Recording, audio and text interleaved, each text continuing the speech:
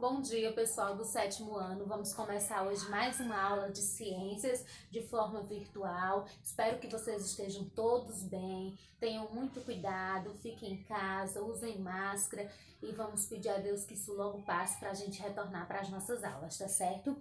Eu vou iniciar hoje a nossa aula com a correção da atividade que eu passei na aula anterior. Lembrando mais uma vez que as atividades de vocês são a frequência, então quem está com a atividade atrasada, cuida de mandar no meu PV ou no grupo para não ficar com falta, tá bom?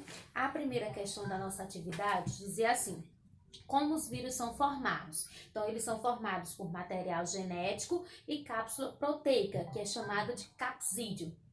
2. Por que os vírus são considerados parasitas intracelulares obrigatórios?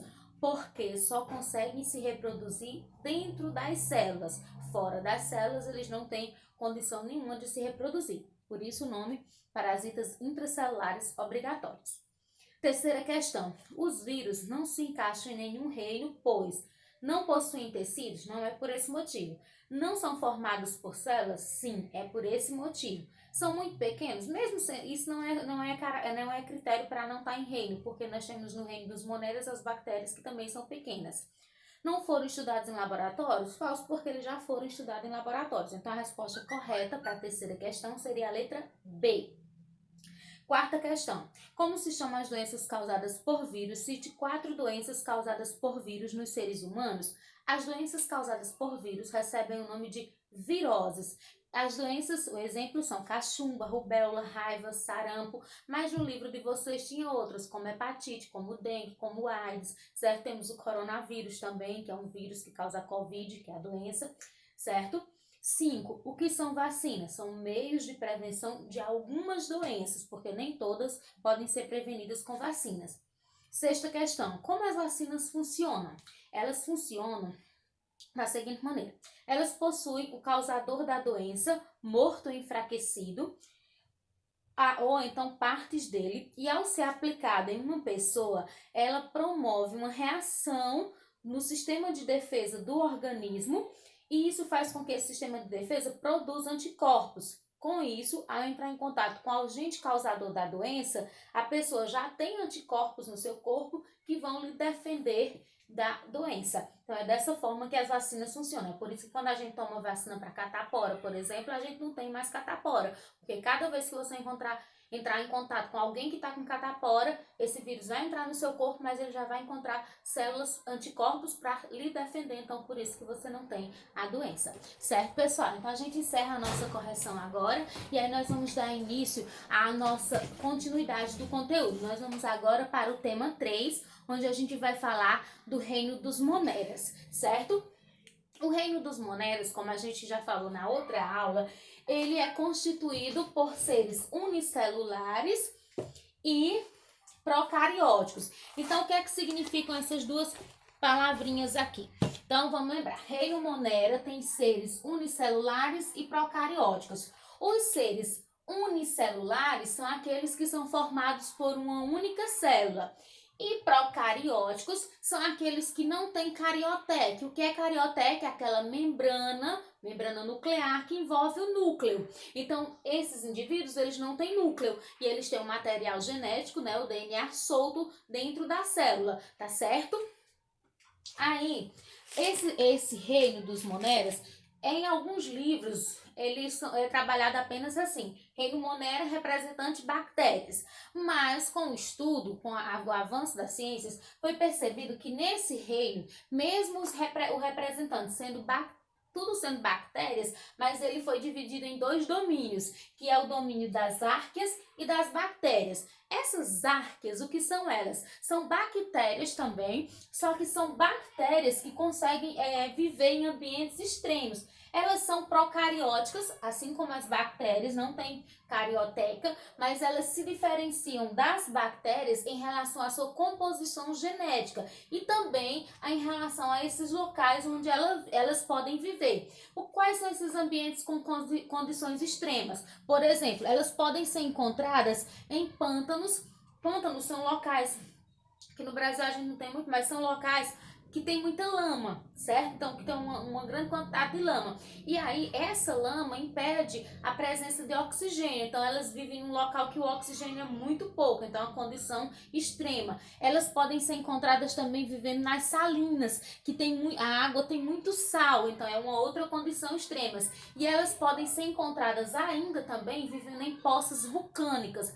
Então, essas poças são poças que se formam nos vulcões. E como a gente sabe, o vulcão, quando ele entra em erupção, ele joga para fora uma lava, que é uma temperatura altíssima, coisa de 1000 graus para lá. Então, essas bactérias conseguem viver nessas poças vulcânicas que tem uma temperatura altíssima, certo?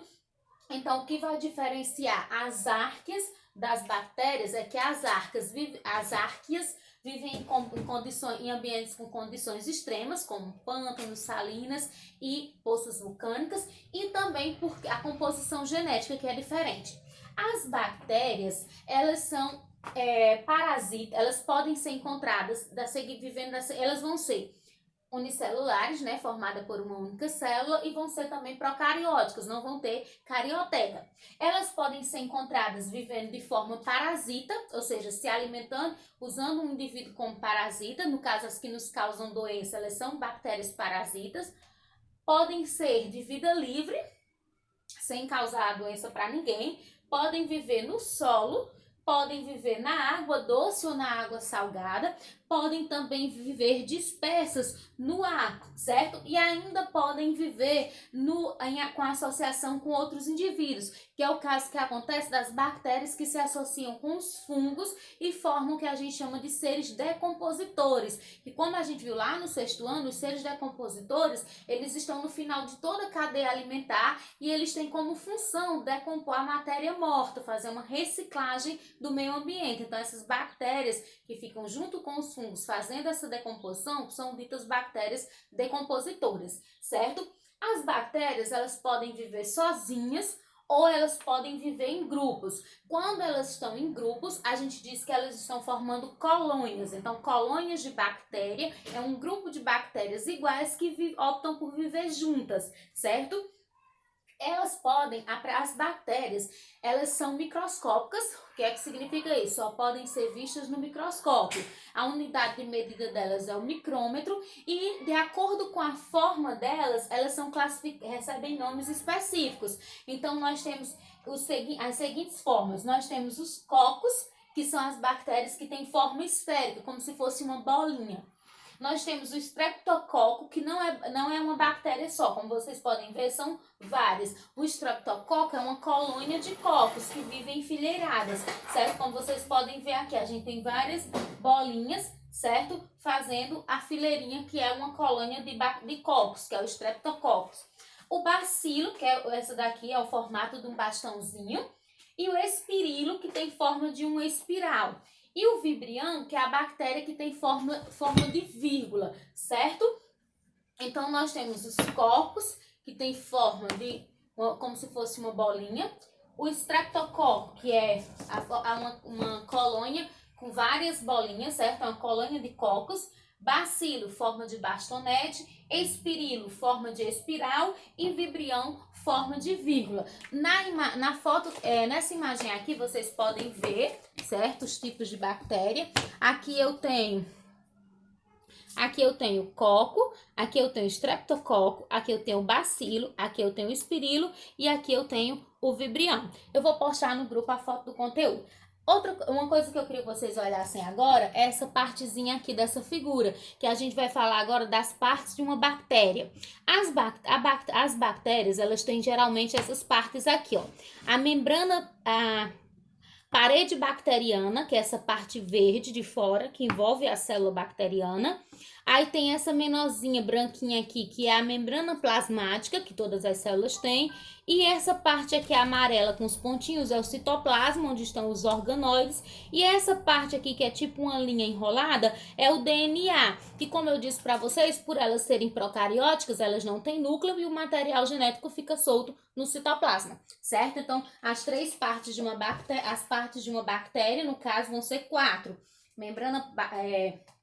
Parede bacteriana, membrana plasmática, citoplasma e o DNA. Lembrando que elas não têm núcleo porque são procarióticas.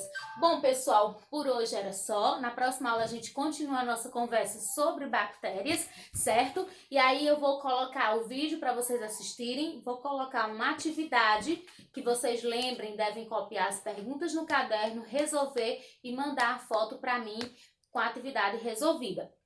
Tem de 7 até 9h15 para tirar dúvida comigo e a atividade pode ser entregue até o final do dia ou no máximo até na próxima aula, que é na próxima quarta-feira. Lembrem-se que quem não fizer atividade está ficando com falta e qualquer dúvida é só chamar. Tchau, pessoal. Um abraço.